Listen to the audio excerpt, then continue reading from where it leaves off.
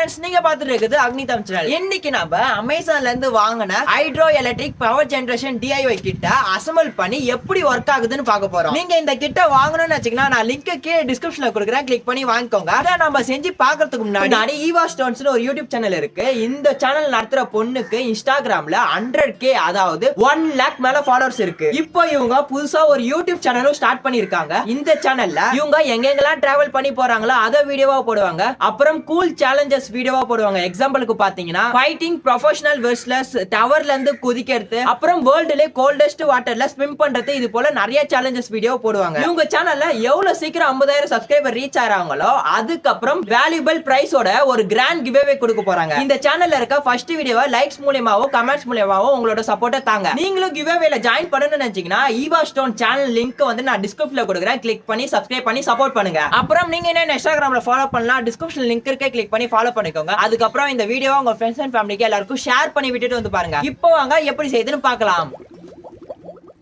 Okay, இப்போ இந்த பாக்ஸை நம்ம ஓபன் பண்ணுவோம். ஆல்ரெடி இந்த இடத்துல கீஞ்சிருச்சு, இருந்தாலும் நம்ம ஓபன் பண்ணுவோம். அப்படியே இந்த பக்கமே ஓபன் பண்ணுவோம். சோ இதுதான் அந்த கிட்.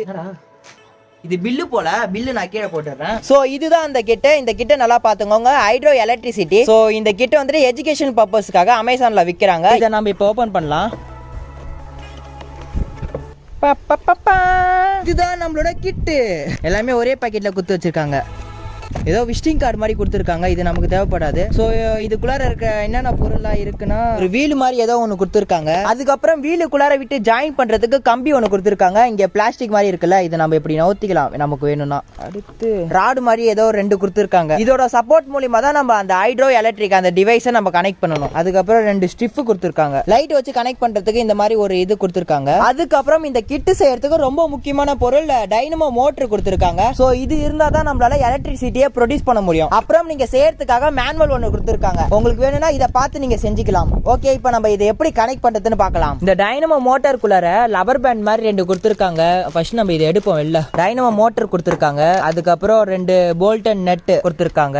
சோ அதுக்கப்புறம் லப்பர் பேண்ட் 2 கொடுத்திருக்காங்க. கேட்டா இதுதான் பெல்ட்னு சொல்றாங்க. நம்மனாதான் சோறுன்னு சொல்ற மாதிரி இத பெல்ட்னு நம்ம நம்புவோம்.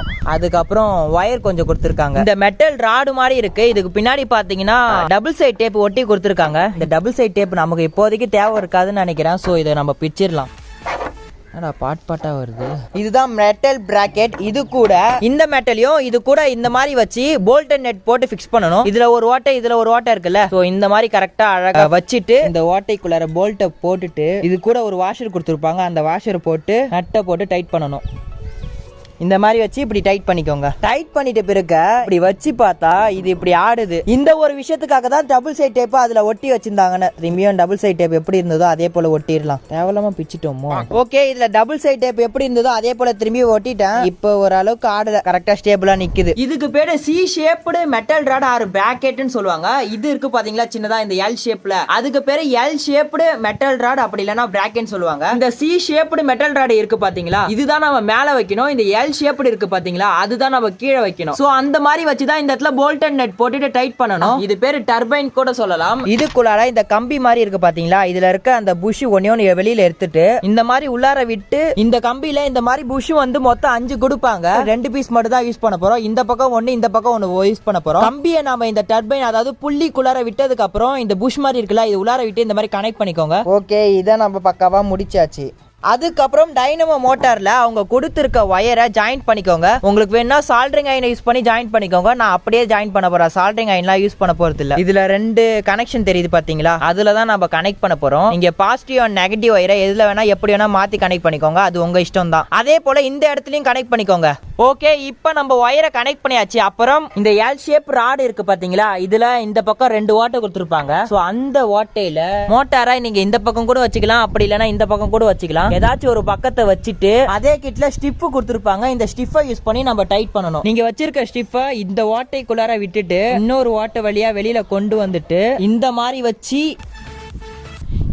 வச்சுதான் நீங்க டைட் பண்ணணும். உங்களுக்கு வேணும்னா இன்னமும் டைட் பண்ணிக்கலாம். அவ்வளவுதான், இதுக்கு மேல என்னால டைட் பண்ண முடியல. அப்புறம் மீதி இந்த பீஸ் இருக்கு பாத்தீங்களா, இது தேவையில்லாத பீஸ், அதை அப்படியே கட் பண்ணி விட்டுருங்க.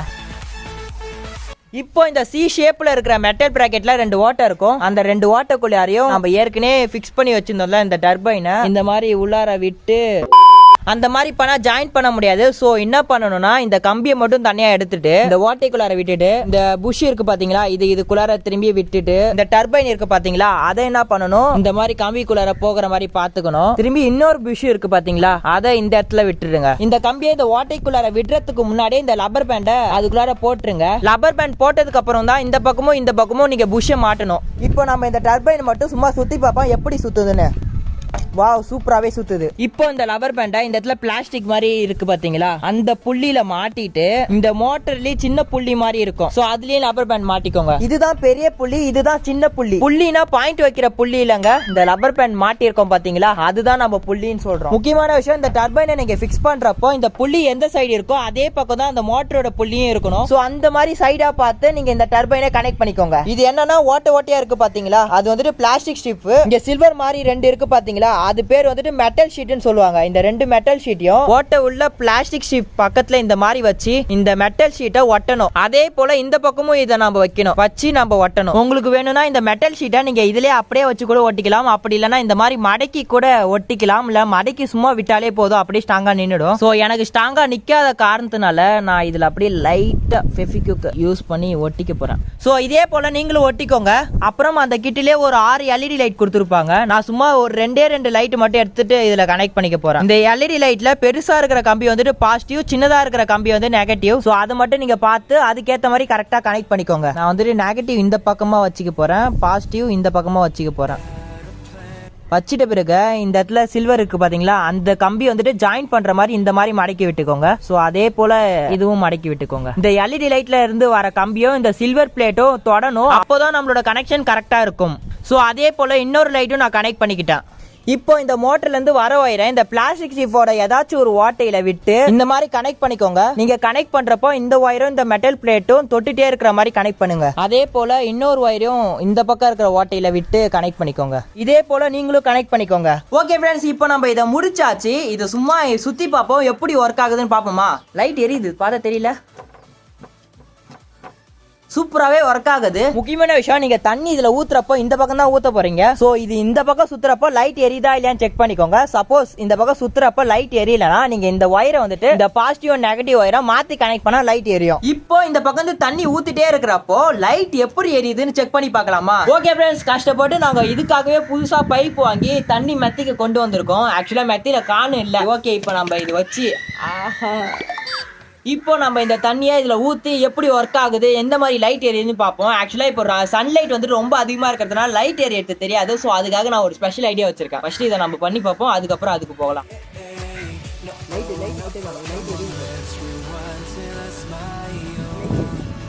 லைட் எரியுதா?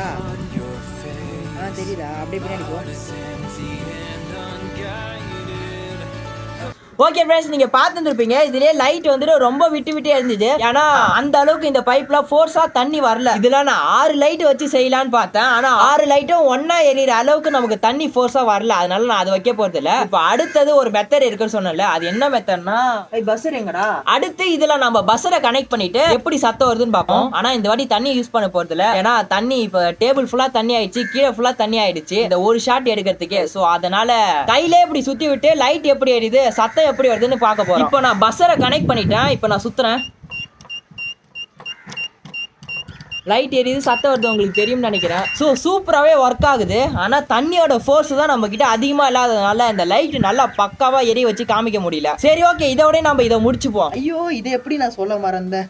இதை நான் செஞ்சதுக்கான ரீசனே சொல்ல மறந்துட்டேன் பாத்தீங்களா. இதுல இருந்து நமக்கு ஹைட்ரோ பவர், அதாவது ஹைட்ரோ எலக்ட்ரிசிட்டி ஜெனரேட் ஆகுது. ஹைட்ரோ பவர்னா ஓடிட்டே இருக்கிற தண்ணில கரண்ட் எடுக்கிறது தான் ஹைட்ரோ பவர்னு சொல்லுவாங்க. ஹைட்ரோனா வாட்டர் தான் மீனிங். இப்போ எக்ஸாம்பிளுக்கு டேம்ல இருந்து தண்ணி திறந்து விடுறாங்களா, அந்த இடத்துல டைனமோ மோட்டர் இருக்கும். ஸோ அந்த தண்ணி திறந்து விடுறப்போ அந்த தண்ணி மட்டும் ஃப்ளோ ஆயிட்டு தான் இருக்கும். ஸோ அந்த தண்ணி ஃப்ளோ ஆகிறது மூலியமா இந்த மாதிரி டர்பைன் வந்துட்டு அந்த இடத்துல ஃபிக்ஸ் பண்ணிருப்பாங்க. ஸோ இந்த டர்பைன் சுத்தத்தின் மூலியமா நமக்கு எலக்ட்ரிசிட்டி ஜெனரேட் ஆகும். இதுவும் one of the renewable energy தான். இப்போ இதுல இருந்து வரக்கூடிய பவர் பவர் வந்துட்டு நமக்கு நேச்சுரலா தான் கிடைக்குது. இப்போ எக்ஸாம்பிளுக்கு சோலார் பேனல்ல இருந்து எலக்ட்ரிசிட்டி கிடைக்குது இல்ல, அதே போல தண்ணி ஒரு இடத்துல ஃப்ளோ ஆயிட்டு இருக்கு, அந்த இடத்துல இந்த மாதிரி நம்ம டிவைஸ் செஞ்சு வச்சோம்னா நமக்கு எலக்ட்ரிசிட்டி ப்ரொடியூஸ் ஆகும். நீங்க எக்ஸாம்பிளுக்கு பொம்மை படத்துல பார்த்துருப்பீங்க, இல்லனா பழைய படத்துல கூட இல்ல பாட்டுல ஏதாச்சும் பார்த்துருப்பீங்கன்னு நினைக்கிறேன். இந்த மாதிரி ஆறுல வந்துட்டு வச்சிருப்பாங்க, ஆறு ஓடிட்டே இருக்கிறப்போ இந்த டர்பைன் வந்துட்டு சுத்திட்டே இருக்கும். சோ அப்படி சுத்துறப்போ நமக்கு எலக்ட்ரிசிட்டி ப்ரொடியூஸ் ஆகும். இன்னமும் சொல்ல போனா நம்ம வந்துட்டு அத்திரப்பள்ளி ஃபால்ஸ்ல குளிச்சோம்ல, அந்த இடத்துல தண்ணி ஃப்ளோ ஆயிட்டு தானே இருக்கு. சோ சும்மா ஃப்ளோ ஆகிற தண்ணிய இந்த மாதிரி ஒரு டிவைஸை நடுவுல செஞ்சு வச்சுட்டா எலக்ட்ரிசிட்டியும் நமக்கு ப்ரொடியூஸ் ஆகும், தண்ணியும் ஓடிட்டே இருக்கும். முக்கியமான விஷயம், இதனால நமக்கு எந்த ஒரு பொல்யூஷனும் உருவாகாது. சோ இந்த விஷயத்தை தான் நான் ஒரு டிவைஸ் மூலமா சொல்லி தரணும்னு நினைச்சேன். சோ அதுக்கு தான் இந்த வீடியோவை போட்டேன். ஓகே ஃப்ரெண்ட்ஸ், இந்த வீடியோ நீங்க ஃபுல்லா பார்த்திருப்பீங்கன்னு நினைக்கிறேன். இந்த வீடியோ பிடிச்சிருந்தா லைக் பண்ணுங்க, இந்த வீடியோ மறக்காம உங்க ஃப்ரெண்ட்ஸோட ஷேர் பண்ணுங்க. ஏதாச்சும் கமெண்ட் பண்ண வந்துச்சுன்னா கீழே கமெண்ட் பண்ணுங்க. நீங்க என்ன இந்த சேனலை சப்ஸ்கிரைப் பண்ணலாம், கீழே ரெட் கலர் பட்டன் இருக்கும், சப்ஸ்கிரைப் பண்ணிட்டு பக்கத்துல பெல் சிம்பல் இருக்கும், கிளிக் பண்ணிட்டு ஆல் என்ற ஆப்ஷனை கிளிக் பண்ணி வச்சுக்கோங்க. அப்பதான் நாங்க போடுற வீடியோ உங்களுக்கு நோட்டிபிகேஷனா வரும். Bye friends.